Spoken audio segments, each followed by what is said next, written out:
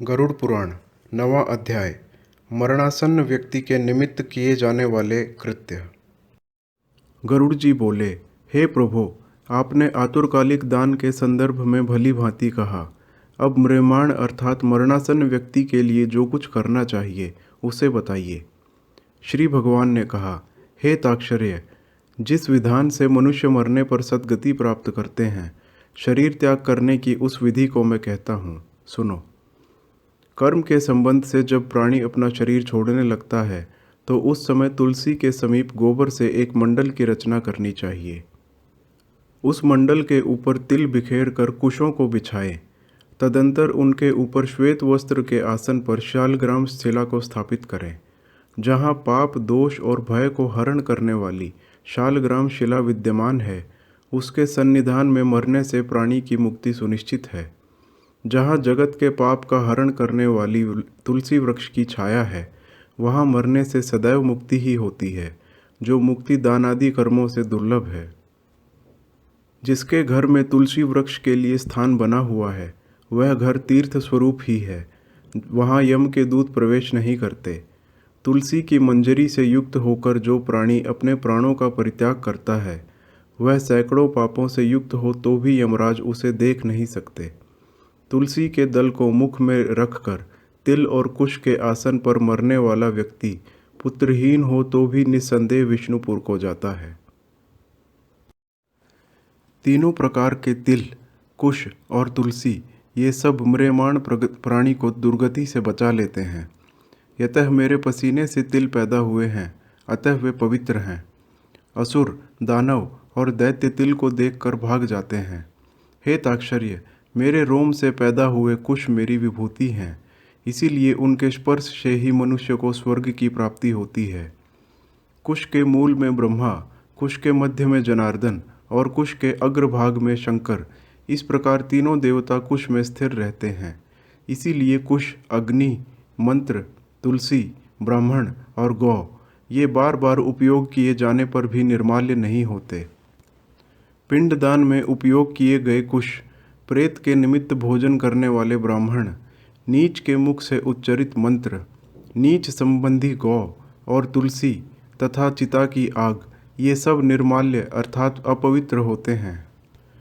गोबर से लीपी हुई और कुश बिछाकर संस्कार की गई पृथ्वी पर आतुर को स्थापित करना चाहिए। अंतरिक्ष का परिहार करना चाहिए, अर्थात चौकी आदि पर नहीं रखना चाहिए।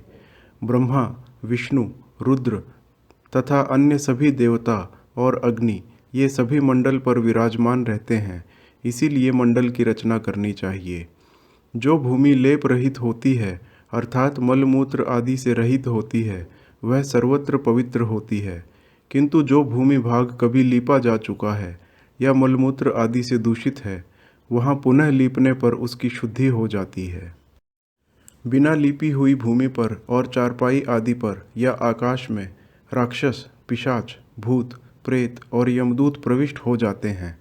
इसीलिए भूमि पर मंडल बनाए बिना अग्निहोत्र, श्राद्ध, ब्राह्मण भोजन, देव पूजन और आतुर व्यक्ति का स्थापन नहीं करना चाहिए।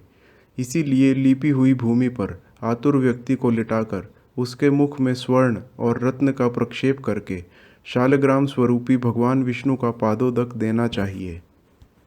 जो शालग्राम शिला के जल को बिंदु मात्र भी पीता है, वह सभी पापों से मुक्त हो वैकुंठ लोक में जाता है।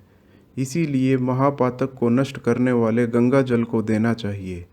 गंगा जल का पान सभी तीर्थों में किए जाने वाले स्नान, दान आदि के पुण्य रूपी फल को प्रदान करने वाला है। जो शरीर को शुद्ध करने वाले चंद्रायण व्रत को 1000 बार करता है और जो एक बार गंगा जल का पान करता है, वे दोनों समान फल वाले हैं। हे ताक्षर्य, अग्नि के संबंध से जैसे रुई की राशि नष्ट हो जाती है, उसी प्रकार गंगा जल से पातक भस्मसात हो जाते हैं। जो सूर्य की किरणों से संतप्त गंगा के जल का पान करता है, वह सभी योनियों से छूटकर हरि के धाम को प्राप्त होता है।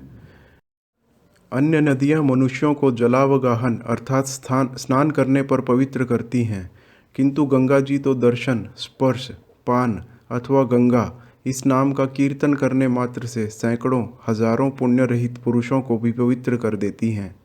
इसीलिए संसार से पार लगा देने वाले गंगा जल को पीना चाहिए। जो व्यक्ति प्राणों के कंठगत होने पर गंगा गंगा ऐसा कहता है, वह विष्णुलोक को प्राप्त होता है और पुनः भूलोक में जन्म नहीं लेता। प्राणों के निकलने के समय जो पुरुष श्रद्धा युक्त होकर मन से गंगा का चिंतन करता है, वह भी परम गति को प्राप्त होता है। अतः गंगा का ध्यान, गंगा को नमन, गंगा का संस्मरण करना चाहिए और गंगा जल का पान करना चाहिए। इसके बाद मोक्ष प्रदान करने वाली श्रीमद् भागवत की कथा को जितना संभव हो उतना श्रवण करना चाहिए। जो व्यक्ति अंत समय में श्रीमद् भागवत के एक श्लोक, आधे श्लोक अथवा एक पाद का भी पाठ करता है, वह ब्रह्मलोक को प्राप्त होकर पुनः संसार में कभी नहीं आता। ब्राह्मण, क्षत्रिय और वैश्य को मरण काल में वेद और उपनिषदों का पाठ तथा शिव और विष्णु की स्तुति से मुक्ति प्राप्त होती है। हे खग, प्राण त्याग के समय मनुष्य को जल और अन्न का त्याग करना चाहिए और यदि वह विरक्त द्विजन्मा हो तो उसे आतुर संन्यास लेना चाहिए। प्राणों के कंठ में आ जाने पर जो प्राणी मैंने संन्यास ले लिया है ऐसा कहता है, वह मरने पर विष्णु लोक को प्राप्त होता है, पुनः पृथ्वी पर उसका जन्म नहीं होता। इस प्रकार हे खग, जिस धार्मिक पुरुष के आतुरकालिक पूर्वोक्त कार्य संपादित किए जाते हैं, उसके प्राण ऊपर के छिद्रों से सुखपूर्वक निकलते हैं। मुख, दोनों नेत्र, दोनों नासिका रंध्र तथा दोनों कान, ये 7 द्वार हैं। इनमें से किसी द्वार से पुण्यात्मा के प्राण निकलते हैं और योगियों के प्राण तालुरंध्र से निकलते हैं। अपान से मिले हुए प्राण जब पृथक हो जाते हैं, तब प्राणवायु सूक्ष्म होकर शरीर से निकलता है। प्राणवायु रूपी ईश्वर के निकल जाने पर काल से आहत शरीर निराधार वृक्ष की भांति गिर पड़ता है। प्राण से मुक्त होने के बाद शरीर तुरंत चेष्टा शून्य, घृणित, दुर्गंध युक्त, अस्पर्श्य और सभी के लिए निंदित हो जाता है। इस शरीर की कीड़ा, विष्ठा तथा भस्म रूप ये 3 अवस्थाएं होती हैं। इसमें कीड़े पड़ते हैं, यह विष्ठा के समान दुर्गंध युक्त हो जाता है अथवा अंततः चिता में भस्म हो जाता है। इसीलिए क्षण मात्र में नष्ट हो जाने वाले इस देह के लिए मनुष्यों के द्वारा क्यों गर्व किया जाए। पंचभूतों से निर्मित इस शरीर का पृथ्वी तत्व पृथ्वी में लीन हो जाता है, जल तत्व जल में, तेजस्व तत्व तेज में और वायु तत्व वायु में लीन हो जाता है। इसी प्रकार आकाश तत्व भी आकाश में लीन हो जाता है। सभी प्राणियों के देह में स्थित रहने वाला सर्वव्यापी शिव स्वरूप, नित्य मुक्त और जगत साक्षी आत्मा अजर अमर है। सभी इंद्रियों से युक्त और शब्द आदि विषयों से युक्त मृत व्यक्ति के देह से निकला जीव कर्म कोश से समन्वित तथा काम और राग आदि के सहित पुण्य की वासना से युक्त होकर अपने कर्मों के द्वारा निर्मित नवीन शरीर में उसी प्रकार प्रवेश करता है जैसे घर के जल जाने पर गृहस्थ दूसरे नवीन घर में प्रवेश करता है। तब किंकिणी जाल की मालाओं से युक्त विमान लेकर सुंदर चामरों से सुशोभित देवदूत आते हैं। धर्म के तत्व को जानने वाले बुद्धिमान धार्मिक जनों के प्रिय वे देवदूत कृतकृत्य इस जीव को विमान से स्वर्ग ले जाते हैं।